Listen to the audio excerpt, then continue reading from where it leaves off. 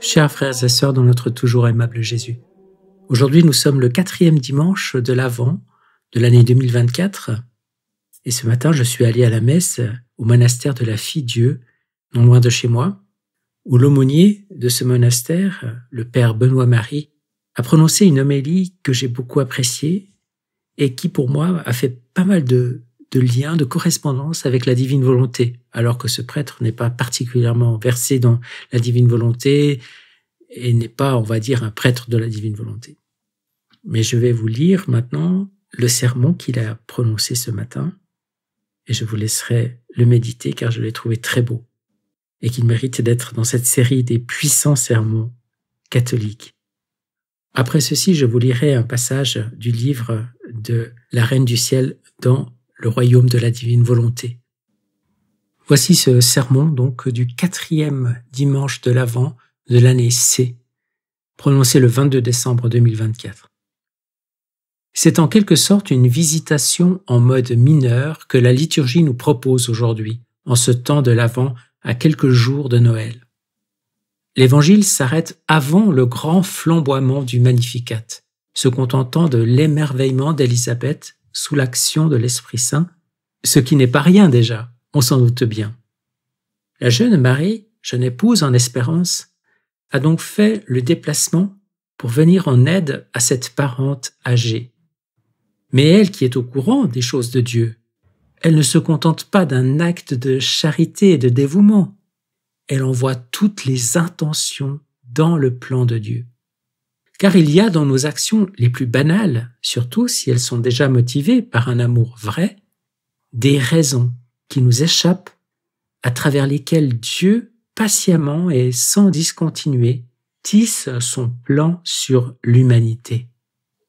Et cette inspiration secrète et pure fleurit parfois sans crier gare au dehors, nous laissant béats d'admiration et de reconnaissance pour ce qu'il fait et que nous peinons à voir au premier degré.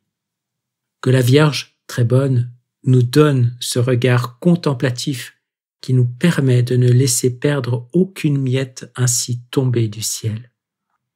Marie est donc, auprès de sa cousine, messagère, porteuse de Dieu, tout comme Élisabeth est porteuse du premier messager de Dieu, Jean-Baptiste, le plus grand des prophètes, parce que le plus proche du Messie attendu.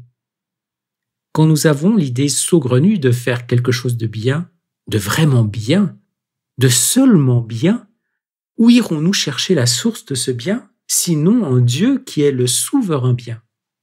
Cette idée, elle commence par la présence de Dieu au plus profond de nous, à la racine de nos désirs et de nos pensées les plus intimes et les plus vraies. Il faut que lui grandisse et que nous acceptions d'être diminués, ce qui est assez exactement le mouvement inverse de celui qui nous est devenu naturel après le premier péché. Comme la Vierge très sainte qui sait qu'elle n'est rien et qu'elle reçoit tout, nous pouvons essayer avec elle de tout donner de ce que nous avons reçu sans rien garder dans une pauvreté consentie, une chasteté paisible, une obéissance qui est la clé de voûte de ce don total. Et ne croyons pas trop vite que cette chose est réservée aux religieux, aux moines et moniales. Il y a des pères et des mères de famille qui savent mieux que nous donner la vie à des enfants et les donner au monde sans rien s'en réserver, dans une abnégation obscure, parfois dans la souffrance cachée qui est celle de tout enfantement. Le plus pauvre parmi les pauvres, c'est Jésus, le Fils de Dieu, qui accepte de naître dans une étable et de mourir sur une croix pour être donné à tous, du début à la fin de sa vie terrestre. C'est aussi le Fils de Marie, elle qui a compris mieux qu'aucune autre créature ce qu'impliquait ce privilège de mettre au monde le Sauveur. Et c'est pourquoi Élisabeth s'émerveille et la déclare bienheureuse. C'est à cause de cette visite que Jean tressaille d'allégresse avant même de naître, sentant, comme tous les enfants, ce qui se passe de grand tout près de lui. Lui qui aura pour tâche de montrer du doigt l'agneau de Dieu, il reconnaît la source cachée de la joie. Elle sera austère pour lui, une joie du désert qui invite à la conversion, une joie qui invite chacun à s'oublier pour ne plus voir que celui qui est don total et fidèle.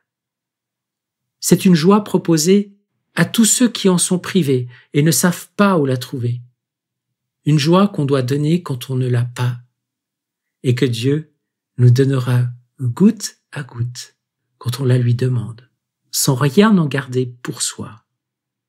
Joie de la visite de Dieu quand nous visitons tous ceux qui sont orphelins, les présentant à Dieu qui est leur Père, surtout quand ils ne le savent pas ou ne l'espèrent plus, déçus par tant de joie factice, où l'on s'éclate en se retrouvant en morceaux. C'est au contact de ceux qui vivent de Dieu qu'ils retrouvent le goût de vivre, pressentant comme Jean, dans le sein maternel, le soleil de justice et la chaleur de sa tendresse. Et ils comprennent à leur tour qu'ils peuvent la relayer avant même d'avoir tout compris, car c'est un grand bonheur que le Seigneur de l'univers vienne jusqu'à nous, et un bonheur de l'accueillir pour qu'il puisse être présent en ce monde obscur, lui, la lumière du monde. C'est sans doute ce que pressentent des chrétiens de plus en plus nombreux qui assistent aux messes roratées dans beaucoup de paroisses, où la liturgie se passe à la seule lumière des cierges.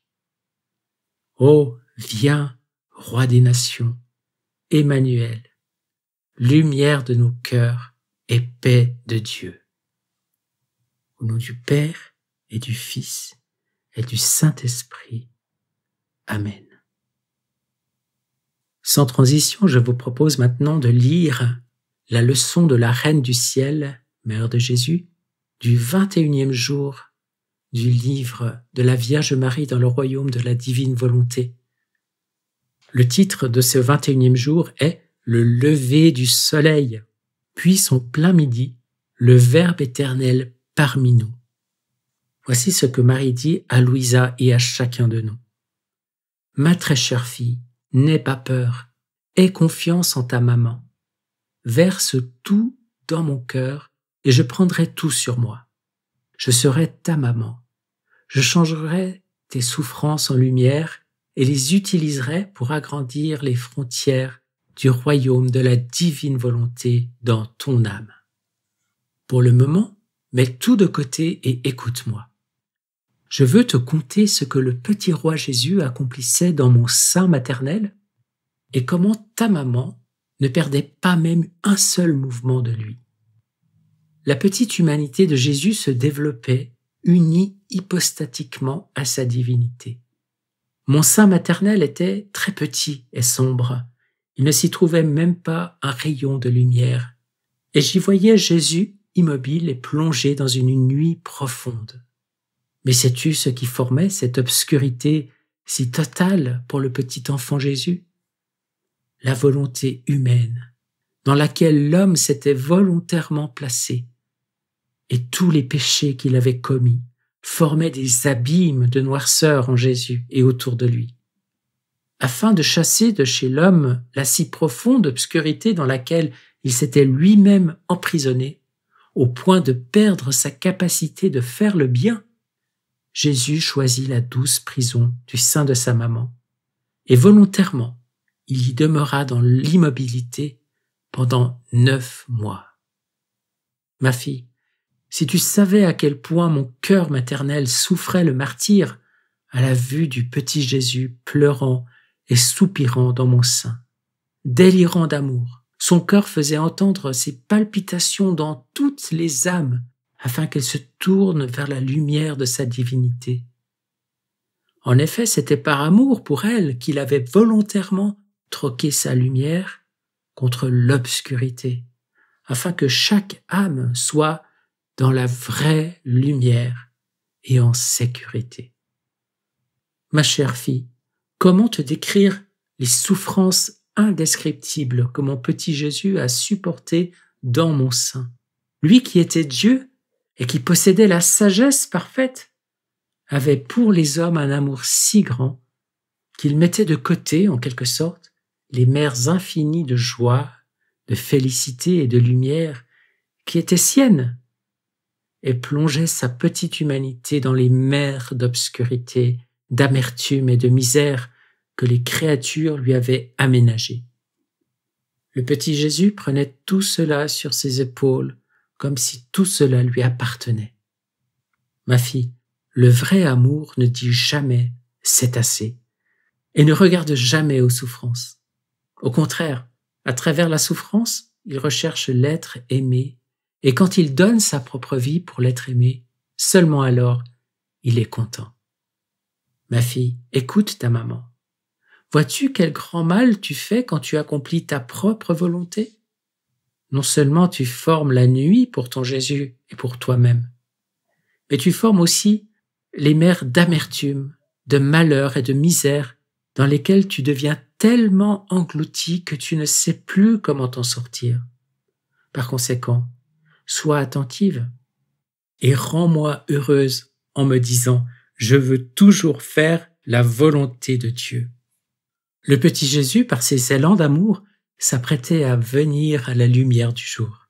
Son empressement, ses soupirs et ses désirs ardents d'embrasser la créature, de se faire voir par elle, et de la voir lui-même, dans le but de se l'attacher à lui, ne lui donnait aucun repos. Tout comme précédemment, il s'était mis en état de garde aux portes du ciel, s'apprêtant à venir s'enfermer dans mon sein, de la même manière, il se mit à l'attention aux portes de mon sein qui étaient pour lui plus que le ciel. C'est ainsi que le soleil du Verbe éternel apparut dans le monde pour en arriver à son plein midi. Ce ne sera plus la nuit pour les pauvres créatures, ni même l'aube ou le lever du jour, mais le plein midi. Ta maman ressentait qu'elle ne pouvait plus le garder en son intérieur. Les océans de lumière et d'amour m'inondaient, et tout comme il avait été conçu dans un océan de lumière, il quitta mon sein maternel dans un océan de lumière. Ma chère fille, pour qui vit dans la divine volonté, tout est lumière, et tout se transforme en lumière. Dans le ravissement de cette lumière, j'attendais de pouvoir prendre mon petit Jésus dans mes bras, et après qu'il eut quitté mon sein, j'entendis ses premiers vagissements d'amour. L'ange de Dieu le déposa dans mes bras. Je le serrai affectueusement sur mon cœur. Je lui donnai mon premier baiser, et le petit Jésus me donna le sien. Et comme on ne s'en lasse pas, je vous lis un deuxième passage. C'est le premier appendice de ce même livre. Et c'est toujours Marie qui parle à Louisa et à chacun d'entre nous. Et cette fois, c'est une section qui est justement consacrée à la visite à Sainte Élisabeth. Voici ce que Marie dit. « Fille bénie, comme ta compagnie m'est douce, en voyant que tu veux me suivre et m'imiter, je sens un rafraîchissement dans les flammes d'amour qui me dévorent. T'ayant tout près de moi, je pourrais t'enseigner plus facilement comment vivre dans la divine volonté. Écoute-moi bien. Quand je suis devenue la maman de Jésus et la tienne, mes océans d'amour ont doublé, et ne pouvant les contenir, j'ai senti le besoin de les déverser à l'extérieur, et même au prix de grands sacrifices, d'être la première porteuse de Jésus aux créatures. Mais qu'est-ce que je dis? Sacrifice? Lorsqu'on aime véritablement, les sacrifices et les souffrances sont des rafraîchissements et des moyens de déverser son amour. Oh ma fille, si tu n'expérimentes pas les bienfaits des sacrifices, si tu n'éprouves pas les joies intimes qu'il donne, c'est un signe que ton âme n'est pas totalement remplie de l'amour divin et que la divine volonté ne règne pas comme une reine en toi. Elle seule peut donner une telle force à l'âme, la rendre invincible et la rendre capable de supporter n'importe quelle souffrance. Pose ta main sur ton cœur et observe combien de vide d'amour s'y trouve. Cet amour-propre secret se trouble à chaque petite contrariété, ces petits attachements pour les personnes et les choses, cette lassitude de faire le bien, cet agacement causé par ce qui n'est pas à ton goût, voilà autant de vide d'amour dans ton cœur. Pareil à de petites fièvres, ils te privent de la force et du désir d'être rempli par la divine volonté. Oh, si tu combles ces désirs d'amour, comme tu sentiras toi aussi la vertu rafraîchissante et conquérante des sacrifices. Ma fille, donne-moi ta main et suis-moi pendant que je vais continuer à te donner mes leçons. Accompagné de Saint Joseph, j'ai quitté Nazareth pour me rendre en Judée, affrontant un long voyage à travers les montagnes pour visiter Élisabeth, qui malgré son âge avancé était miraculeusement devenue maman. Je me rendais chez elle, non pas simplement pour lui rendre visite, mais surtout parce que je brûlais du désir de lui apporter Jésus. La plénitude de grâce, d'amour et de lumière que je ressentais me poussait à porter et à multiplier au centuple la vie de mon fils chez les créatures. Oui, ma fille, l'amour maternel que j'avais pour tous les hommes et pour toi en particulier était tellement grand que je sentais l'extrême besoin de donner mon cher Jésus à tous afin que chacun puisse le posséder et l'aimer. Le statut de mère qui m'avait été accordé par le fiat me conférait le pouvoir de multiplier Jésus autant de fois qu'il y a de créatures désirant le recevoir. C'était le plus grand des miracles que je pouvais accomplir, donner Jésus à qui le désirait. Comme j'étais heureuse, et comme j'aimerais que toi aussi, ma fille, en approchant et visitant les gens, tu sois porteuse de Jésus et impatiente de le faire connaître et aimer.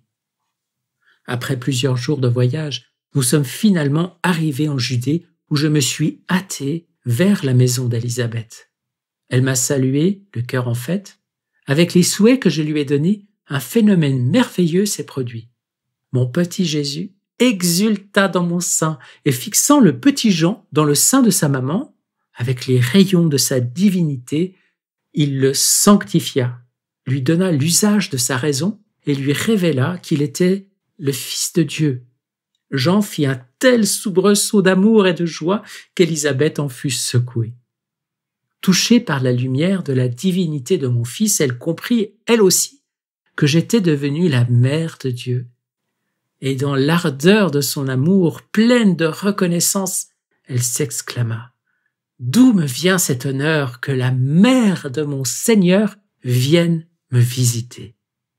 Je ne nierai pas ce très grand mystère. Au contraire, je le confirmerai humblement en exaltant par le sublime cantique du Magnificat que l'Église utilise encore pour m'honorer. Et par ce cantique, je disais que le Seigneur avait fait de grandes choses en moi, sa servante, et que tous les âges allaient me dire « bienheureuse ». Ma fille, je me sentais dévoré par le désir de répandre les flammes d'amour qui me consumaient, de révéler mon secret à Élisabeth, qui désirait ardemment elle aussi la venue du Messie. Un secret est un besoin du cœur que l'on révèle irrésistiblement aux personnes capables de nous comprendre. Qui pourrait dire tout le bien que ma visite apporta à Élisabeth, à Jean et à toute leur maison? Chacun fut sanctifié, connu des joies inhabituelles et comprit des choses extraordinaires.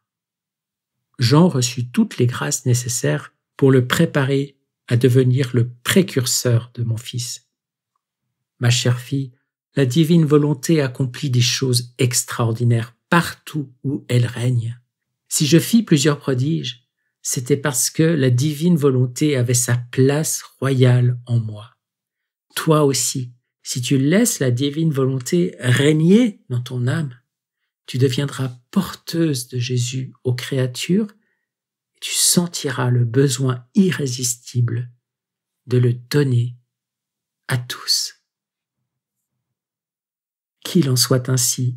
Merci Marie, merci Élisabeth, merci Louisa, merci Jésus, merci toute la Sainte Trinité pour les merveilles de votre amour. Soyez tous bénis et à la prochaine fois pour une nouvelle vidéo.